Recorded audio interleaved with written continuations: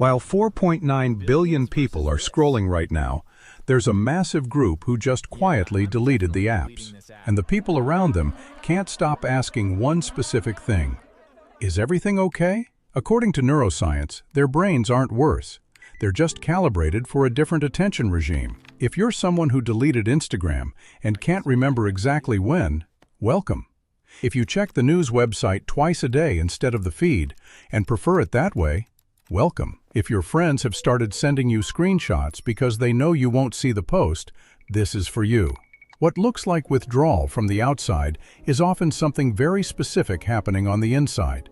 And it has a name in cognitive research. There's a name for what happens to your attention when you switch between things. In 2009, Sophie Leroy at the University of Washington ran a series of studies on office workers and coined the term for what she found: attention residue. When you move from one task to another, from an email back to your work document, from a text back to a book, from a scroll back to a conversation, a measurable portion of your attention stays behind. It clings to the previous task like water clings to a glass you just tipped out.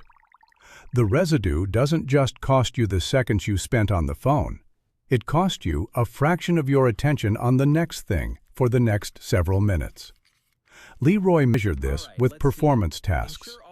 Workers in her studies took between 15 and 25 minutes to fully return their focus to a task after a single interruption. In an average day of hundreds of switches, that adds up to almost the entire day spent partially present. Social media doesn't just take the time you spend on it. It takes the shape of your attention for the hours after. Every scroll is a small interruption you agreed to. Every notification is a residue-leaving event, and your brain, which evolved to hunt one thing at a time, is quietly exhausted by the constant task switching, even when you don't feel tired. It's not weakness. It's an attentional system running at a load it was never designed for. Take Kevin, 38, developer from Austin. He deleted Instagram, Twitter, and LinkedIn in a single weekend after a work project blew up because he'd context-switched himself into a 2-week delay. The first 3 days off the apps he described as physical, not just boredom, a specific low-grade itch in his hands. His thumb kept opening a slot on his phone where the app used to be. He kept scrolling a home screen that had nothing to scroll. Then something quieter started happening. Around week 2, he noticed he was reading a book at night without picking up his phone. Around week 4, he was hearing his wife's stories all the way to the end. Around week 8, he shipped a project 2 days early. The thing his co-workers had been telling him for years, that he seemed distracted in meetings, stopped being said. Kevin didn't become smarter, he got his attention back. The gap between a partially present professional and a fully present one, it turned out, was measured in weeks, not in ability. But here's the honest counter.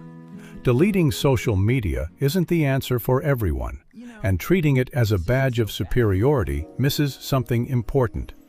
For someone with a chronic illness in a small town, an online community is the difference between isolated and connected. For a parent whose closest friends live in 3 time zones, the group chat is a lifeline. For a small business owner, Instagram is the storefront.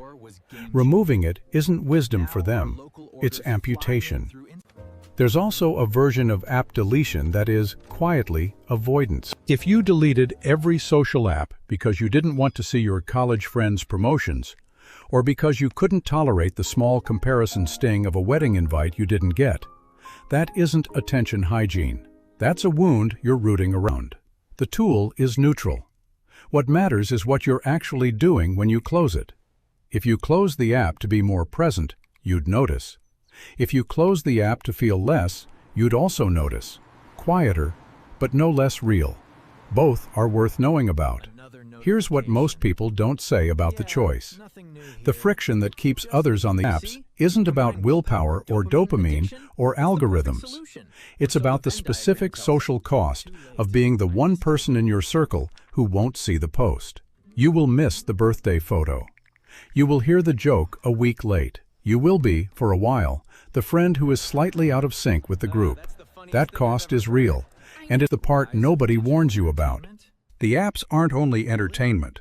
They're the current shape of the shared social record. Opting out means opting out of a low-grade, continuous update on the lives of people you love.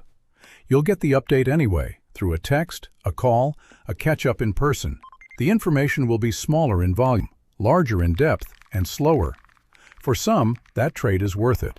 For others, it's isolating in a way they didn't anticipate. Neither answer is more evolved. The question isn't whether you use the apps. The question is whether the shape of your attention still feels like yours. There's a strange thing at the center of this. The people who stepped away from social in the modern sense are often the closest to it in the older sense of the word. Ask one of them about their friends, and you'll get 4 names, maybe 5. But you'll learn that they know what those 4 are actually going through this month. That they remember to send the text on the anniversary. That they show up to the dinner, even when they're tired. They didn't refuse connection. They refused its imitation. Scrolling through the lives of 800 acquaintances is one specific act. Sitting across from 3 friends and paying full attention is a different one. And the first doesn't scale into the second. The person who deleted the apps often did it because the first activity was crowding out the second. What looks like disconnection from a distance is often, at close range, the opposite. The effort to keep the small circle real. So the next time someone asks you why you're not on the apps and something inside gets defensive, call it what it actually is. That's not antisocial. That's attention protection. What looks like withdrawal from the internet is often just the reallocation of a limited resource toward the small number of people and projects that make up the actual shape of your life. The choice isn't a rejection of connection. It's a rejection of the version of it that costs you the next 4 hours of your own head. When culture tells you a normal life means a constant public feed, you can hear it and, quietly, build something else. For those it does describe, here's the flip side. The same attention you protect by not doom scrolling is the attention you spend on the specific work that makes up your life. It's the attention you give to your kid when they're telling you about a bad day at school. It's the attention you give to a book that ends up rearranging something in you. It's the attention that lets you notice, on the 3rd sentence of a conversation, that your friend isn't actually fine. That attention is finite. It gets spent one way or another. When you don't spend it scrolling, you spend it somewhere else. That's the whole trade. You're not antisocial. You're not judging anyone. You're not proving anything by not being there. You're just playing a different game. One where the score isn't measured in feed visibility or in likes, but in how present you actually were for the specific hours you actually lived. That game has a higher hidden win rate than the visible one.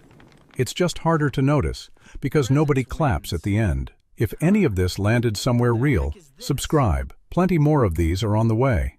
The shapes nobody quite set to words for you before. Next, about people whose mind wasn't born from school or from genes, but from the necessity of surviving.